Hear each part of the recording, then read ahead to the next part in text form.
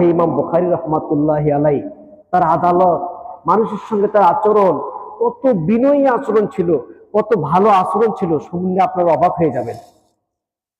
তিনি একদিন বাড়ি থেকে বের হয়ে কোথাও যাবেন, 120 দিনার সাথে নিয়েছেন কত?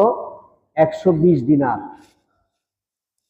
প্রতিমধ্যে নদী আছে, নদী পার হতে হবে, খেয়াঘাট পার হতে হবে,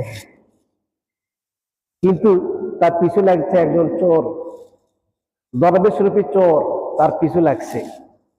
পুরাতন ভালো মানুষ, কিন্তু ভেতরে ভেতরে সে হচ্ছে চোর। ইমাম বুখারীর সঙ্গে কথা বলতে বলতে এক পর্যায়ে জিজ্ঞেস করলেন, হুজুর, আপনি যে বাড়ি থেকে বের হয়েছেন, অমুক জায়গায় যাবেন, সাথে কত টাকা নিয়েছেন? ইমাম বুখারী বললেন, আমি 120 দিনার নিয়েছি। ঠিক আছে, নদী পার হবে, নৌকায় উঠেছে, ওই ভদ্রলোকও নৌকায় উঠেছে। মাঝপথে যখন গেছে, তখন সে চিল্লায় বলতেছে, এই মাঝি মাল্লা, নৌকা থামাও, আমার টাকা চুরি হয়ে গেছে। কত? 120 দিনার আমার হারিয়ে গেছে, এটা খোঁজেন, কে যেন আমার নিয়েছে, পকেট, সকলকে তাল্লাশি চালান। ইমাম বুখারী রাহমাতুল্লাহি মনে মনে ভাবলেন, হ্যাঁ, এ তো খুব সাধুরূপী চোর। হ্যাঁ, চোর সাধুর বেশ ধারণ করে সে আমার পিছু নিয়েছে। এখন এই মুহূর্তে আমি কি করি? আমার কাছে তো 120 দিনার আছে। ইমাম বুখারী রাহিমাহুল্লাহ তাআলা আস্তে করে তার ব্যাগ থেকে 120 দিনার বের করে নদীর মধ্যে ফেলে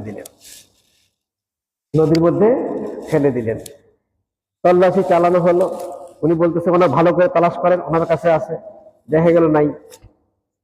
এরপর মাঝি মাল্লা তাকে বকাঝকা দিলেন, তুমি মিথ্যুক, তুমি মানুষকে অযথা হয়রানি করেছো, যাত্রীদেরকে হয়রানি করেছো, ইত্যাদি ইত্যাদি। তাকে ধমক দেওয়ার পরে নৌকা যখন নদীর কিনারে গিয়ে ভিড়ল, নদী পার হলো। পার হওয়ার পর তো ইমাম বুখারীকে তো মাঝি মাল্লা সম্ভবত চিনতে পেরেছে, কোনো তার ভাড়া নেয়নি, তাকে পার করে দিয়েছে। কিছু দূর যাওয়ার পরে ওই সাধু চোর, দরবেশ চোর ইমাম বুখারীকে লক্ষ্য করে বলতেছে, হুজুর, আপনি তো মিথ্যা কথা বলেন না কোনোদিন, আপনি হাদিস রচনা করেন, হাদিস বর্ণনা করেন, আপনার অনেক শাগরেদ অনুসারী, আপনি আজকে এই নদীর পথে নৌকাতে চড়ে মিথ্যা কথা কেন বললেন?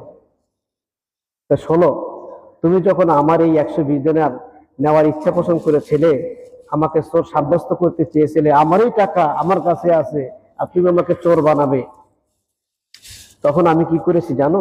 আমার টাকাটা সম্পূর্ণ নদীর পথে ফেলে দিয়েছি। হুজুর, আপনি এতগুলো টাকা নদীতে ফেলে দিয়েছেন? কি কথা, আপনি এতগুলো টাকা নদীতে ফেলে দিয়েছেন? হ্যাঁ, কারণ আমি রাসূলের হাদিস বর্ণনা করি, আমি যদি টাকাটা বের করে দিতাম, সবাই বিশ্বাস করলেও হয়তো বা কিছু লোকের মনের ভেতরে একটা দাগ কাটতো যে কিছু রটে কিছু বটে, কিছু রটে কিছু বটে। তাই সেই দোষটাও যেন আমার না থাকে, এই জন্য আমি ওটা ফেলে দিয়েছি। আল্লাহু আকবার! কি আদালত, কি ন্যায় বিচার, কি নিজেকে পবিত্র করার একটা মন মানসিকতা, সেটা কি আমাদের আছে? আমরা হারিয়ে ফেলেছি। আমরা